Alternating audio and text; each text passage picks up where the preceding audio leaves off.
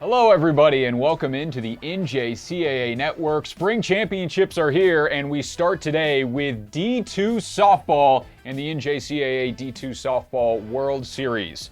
May 19th to the 24th at Choccolocco Park as this year's D2 Softball World Series moves to Oxford, Alabama, the home of last year's D1 championship. It's an exciting double elimination tournament with 20 teams, 16 district champs, and 4 at-large selections. Here's the bracket. The 13 to 20 seeds will have to play into the second round, and the 1 to 4 seeds will await those winners. And the 5 to 12 seeds will start in that second round on Monday. All games available on the NJCAA Network starting at 11 a.m. Central Time. All right, let's get started with Game 1. The 16 and 17 matchup starts with the 16 seed, WVU Potomac State. It's the 4th straight tournament appearance for the Catamounts, who are ranked first in the nation as a team for batting average, on base, and slugging. On top of that, they are second in the nation for stolen bases and home runs, and Chloe Grice broke school records for career strikeouts and wins in a single season in the circle. This is a dangerous 16 seed with some big-time firepower, and they will get the 17 seed in the opening round, Mercer County.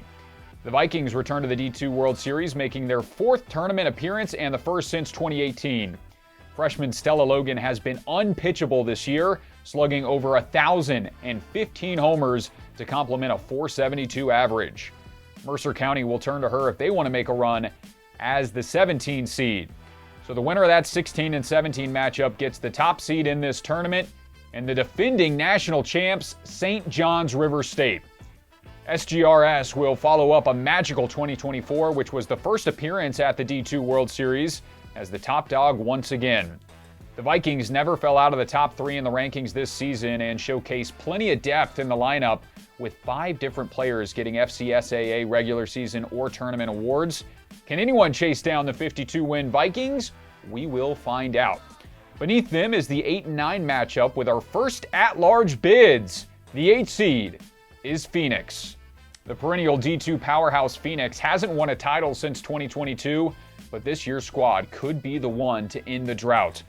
The Bears won the ACCAC Division II title with a 39-3 conference record and added Pitcher of the Year and Player of the Year awards. They lost to Scottsdale and South Mountain to end their run in the conference tournament, but the Nationals' hope lives on following a 53-win season. They'll get the 9 seed, another at-large bid, Northwest Mississippi. The Rangers are back in the national tournament for the first time since their Final Four finish in 2022. A solid season featured a number of ranked wins and a great lineup led by sophomore infielder Ellie Fryer. Northwest Miss closed the year winning 8 straight, but a 2-2 finish against a tough Region 23 forced them to get an at-large bid, and they do. Beneath them as the 5 seed is the squad that knocked them out, Copiah-Lincoln. The Lady Wolves have set history this season by tallying the most conference wins in MACCC history, and they are back-to-back MACCC regular season champs. This pitching staff is elite behind sophomore pitcher Emily Richard, who is a perfect 20-0 on the season, while two-way star Taylor Efferson is right behind her at 3rd lowest ERA with 138. Colin is 2nd overall in the Massey ratings and will be making their 3rd straight appearance at the NJCAA Division II National Tournament, and will look to return to glory as national champions as they did in 2023. Colin will get the 12 seed, Rock Valley. Another at-large bid, the Golden Eagles had won 27 in a row going into the district championship tournament, with 24 of those by run rule before losses to Blackhawk and Bryant and Stratton in the district tournament. This at-large bid means that RVC has been in the national tournament for the last 13 years and 3 straight since joining Division II. All right, moving on to our next set of matchups, starting with the 13 seed, it is Illinois Central. The Cougars are making their 11th tournament appearance after a wild Central District title that required 3 straight come-from-behind elimination game wins. Illinois Central lost to top-seeded Mineral Area on day 1 and won their next 4, 2 of which against MAC, to get their revenge and punch their ticket. They'll play the 20 seed. It is Mott. It's the first time in 7 years that Mott and the Bears will play in the D2 World Series, and boy do they deserve it after some battles in the Great Lake District Tournament.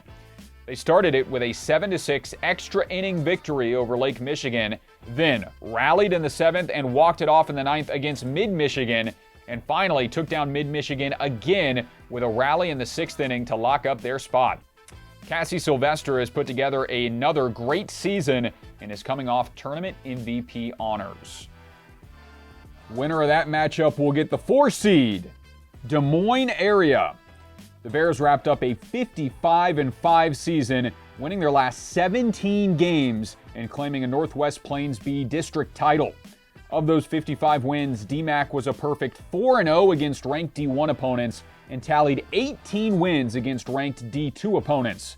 The young talent on this team is incredible. 5 freshman starters are hitting over 400. The 4 seed looking to heat up in Alabama, making their 12th tournament appearance. Moving onward, 14 seed is Black Hawk College. The Braves softball program was a staple in this tournament in the 2000s, but this school hasn't appeared in the World Series since 2014, and that drought ends this year.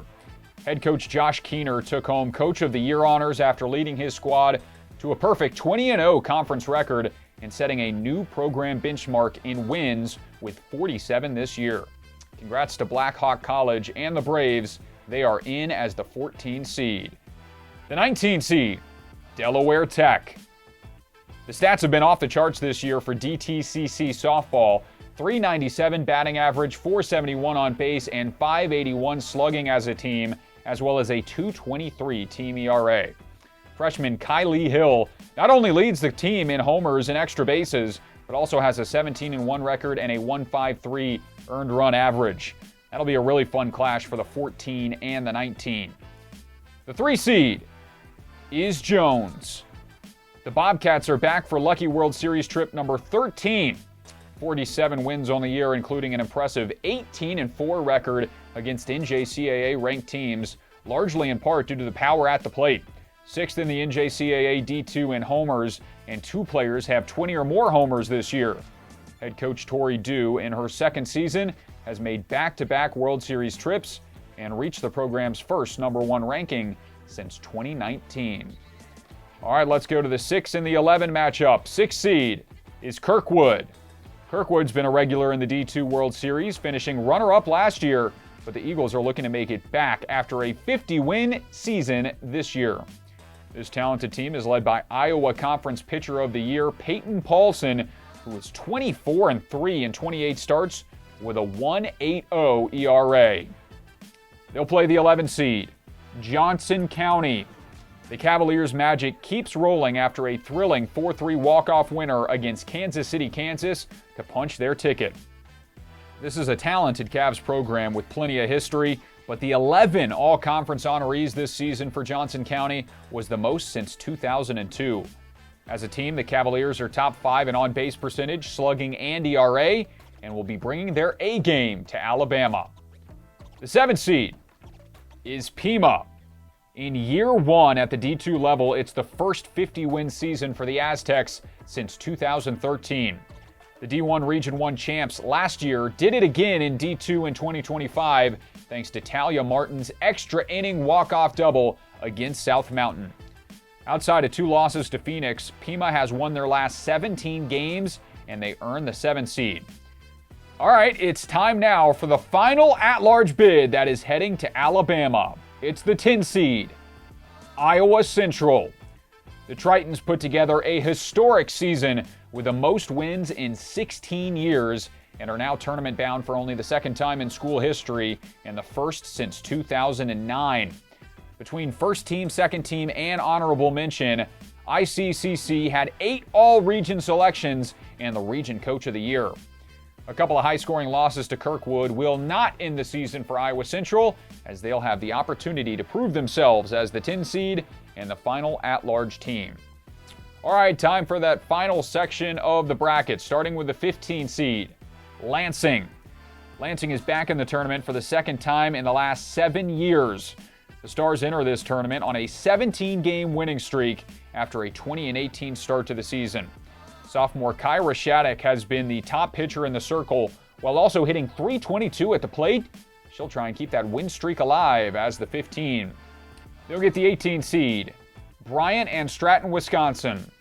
The Bobcats are Region 4 District B title holders for the second straight year, defeating Rock Valley thanks to Holly Lowenberg's stellar start, tossing the complete game and striking out 8. Head coach Dean Herman will make his third trip to the D2 World Series. After an 0-8 start to the season, the Bobcats win 36-6, and they lock up the 18 seed. So the winner of Bryant and Stratton, Wisconsin, and Lansing will get the number 2 overall seed. Murray State College. Won't find many teams that have been as consistent as the Lady Aggies this year. 59-1 the overall record, and riding a 39-game winning streak. Let's zoom out and take another look at the bracket. 16 and 17 teams are Potomac State and Mercer County. A winner of that one gets the 1 seed St. John's River State. Phoenix and Northwest Mississippi, 2 at-large bids in the 8-9 matchup. Copiah-Lincoln and Rock Valley, the 5 versus 12. Then in the bottom left corner, Illinois Central gets Mott CC. Winner of that gets the 4 seed Des Moines area. Top right, Black Hawk College against Delaware Tech. That's the 14 and 19 to get the 3 seed Jones College. Kirkwood is the 6, Johnson County the 11, Pima the 7. The last at-large was Iowa Central as the 10, and then Lansing CC is the 15. They get Bryant and Stratton, Wisconsin, the 18 seed for the chance to play the 2 seed Murray State College. And again, all of those games are May 19th to the 24th. Really excited for this tournament. Again, Choccolocco Park in Oxford, Alabama, and all of those games on the NJCAA Network starting on Monday. Really excited for you guys. Congratulations to the teams that made it, those at-large bids that got in, and we can't wait to see how this tournament unfolds. Back on the NJCAA Network next Monday. We will see you then.